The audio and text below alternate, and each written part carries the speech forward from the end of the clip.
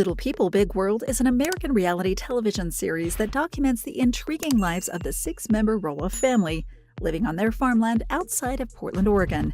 Most of the series focuses on the parents of the family, Matt and Amy, and their oldest son, Zach, who all possess a genetic trait known as dwarfism.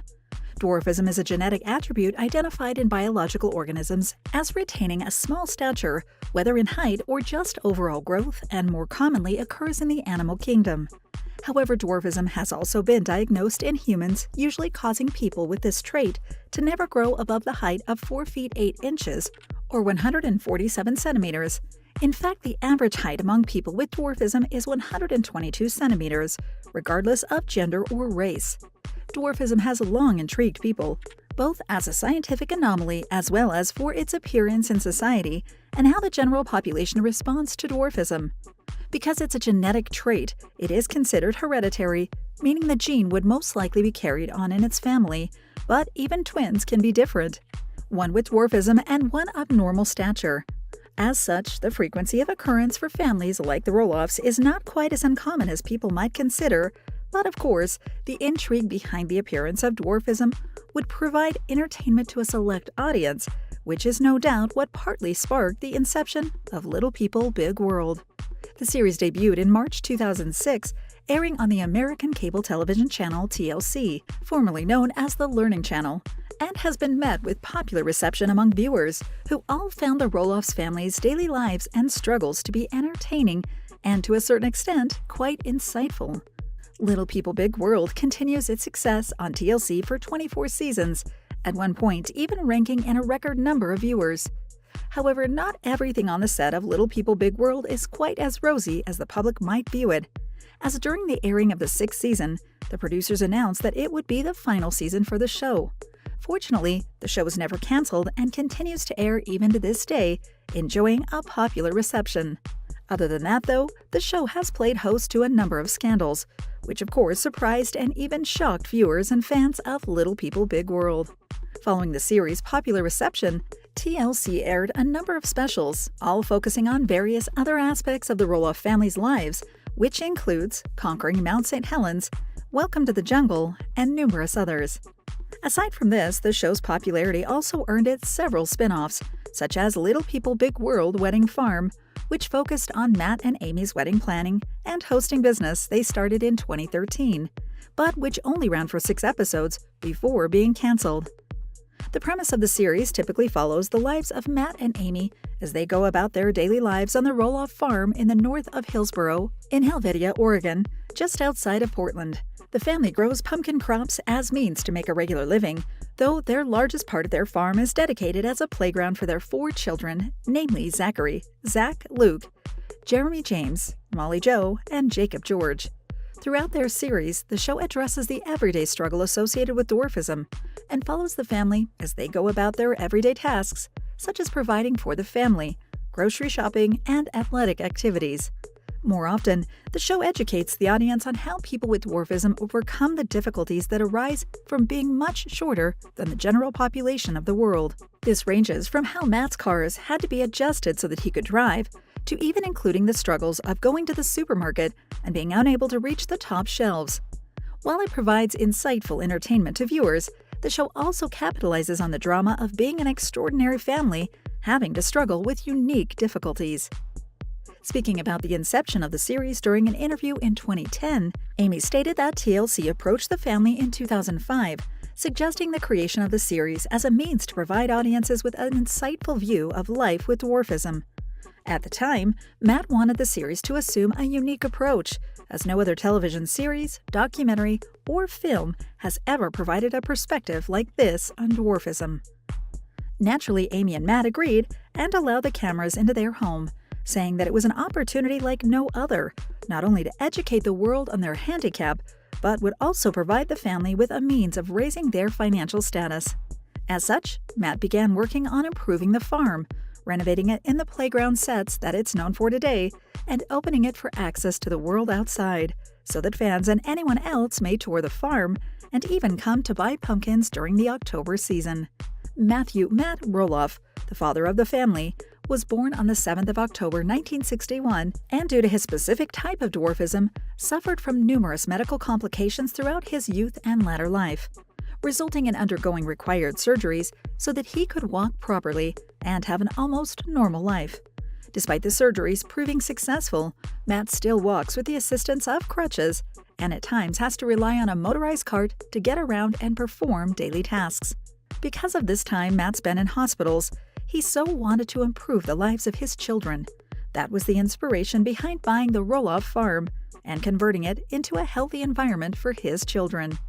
Matt previously worked in computer software sales, but by 2006, when Little People Big World began airing on TLC, Matt moved on in his career and founded his own company, Direct Access Solutions, which makes and markets accessibility kits for people with dwarfism, allowing them to live easier everyday lives, as well as making the hospitality industry more accessible to them.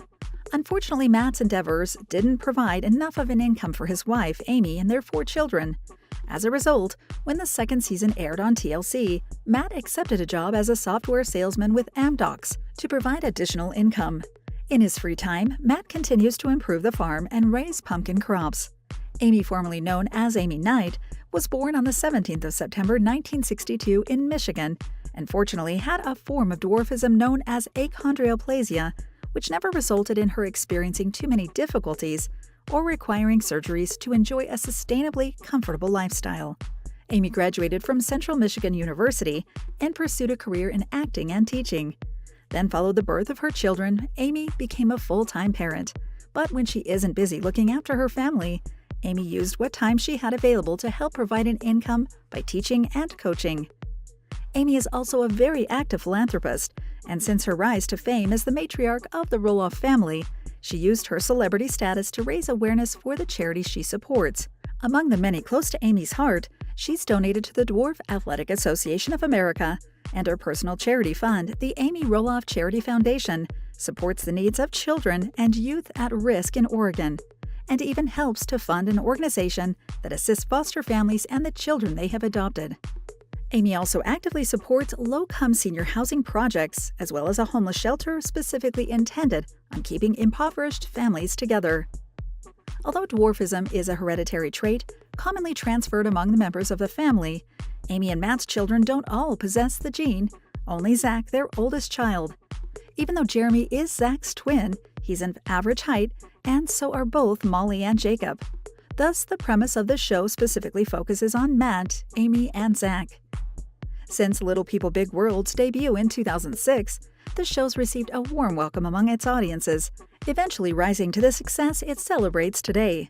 The first season of the series was met with an average reception, and due to adequate but not too special ratings amongst its demographic viewers between the age of 18 and 48, the series earned its renewal for a second season, which was met with greater enthusiasm, and the critical response of critics seemed more positive. Some critics accredited the appreciation of the show as being lighthearted, specifically praising the series' approach of positively depicting people with dwarfism and being both educational and very informative. However, not all critics agreed, as some insisted that the show's documentation is a likeness not at all that different from voyeurism, even if it's not in any way portrayed in a sexual manner. Nonetheless, these same critics accredited the show for at least making the viewers and audiences feel good about observing the Roloff family simply because it's not too exploitative in nature. Despite mixed receptions, the show continued to earn airtime on TLC, and in September 2014, nearing the season finale, Little People Big World earned a record number of viewers. The episode in question, which documented the wedding ceremony between Zach and his longtime girlfriend Audrey Body, saw 2.3 million viewers tune in to watch as the couple exchanged vows.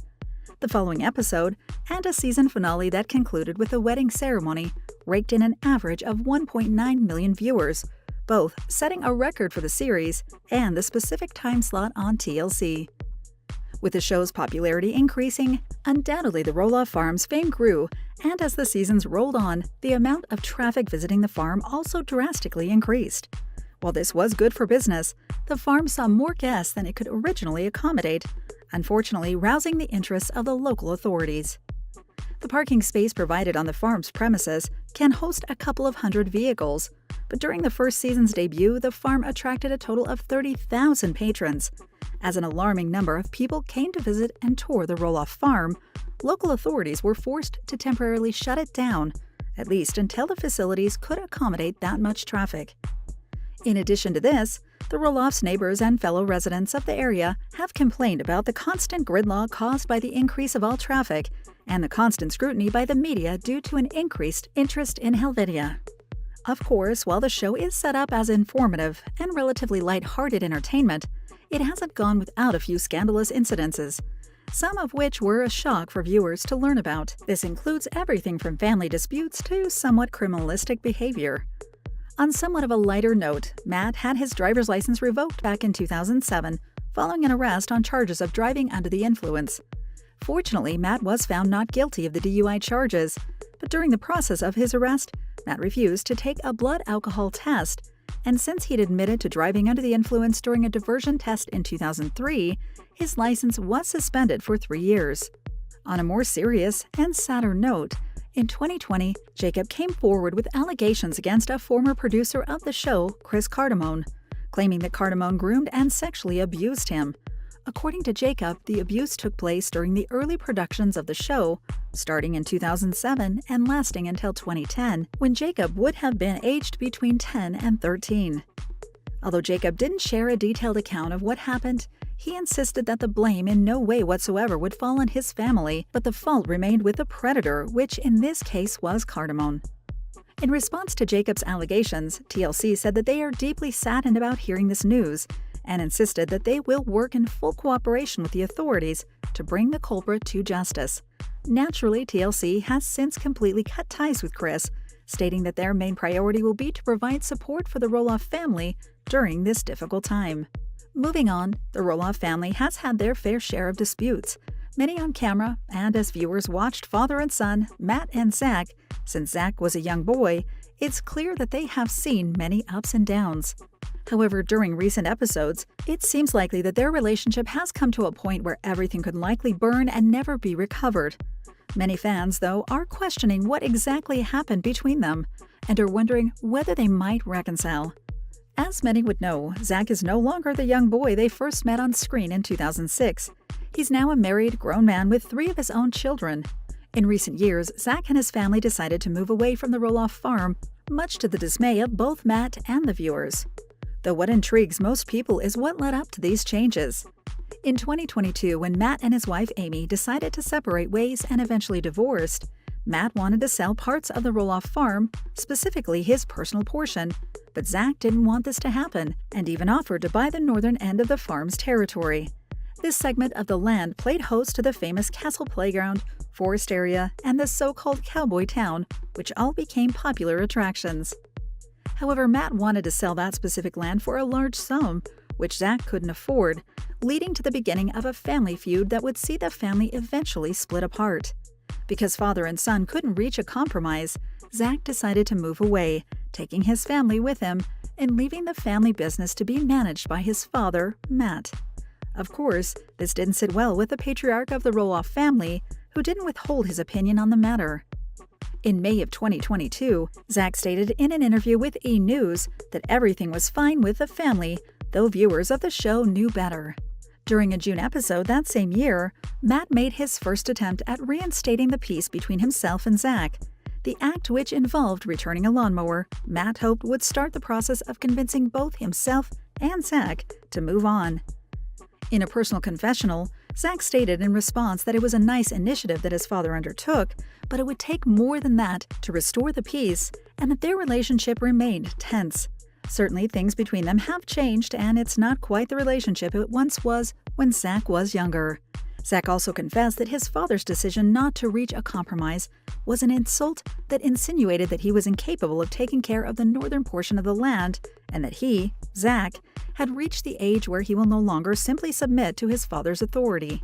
Fortunately, by the end of that episode, things seemed to have reached a positive turn of events. Zach invited Matt over to tour his new property, and Matt confessed that Zach's progress in life made him feel like a proud father again. While things seem to be improving where Zach and Matt's relationship goes next, thus far, There have been no updates on the progress of their reconciliation, but fanatics and viewers can keep up with the latest seasons for updates.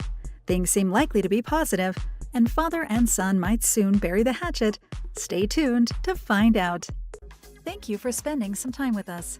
Make sure to like and subscribe so you never miss another video. We also handpick these videos, which we recommend you watch next. You can talk to us on all social medias or ask a question in the comments below. Thank you for being with us, and we'll see you back tomorrow.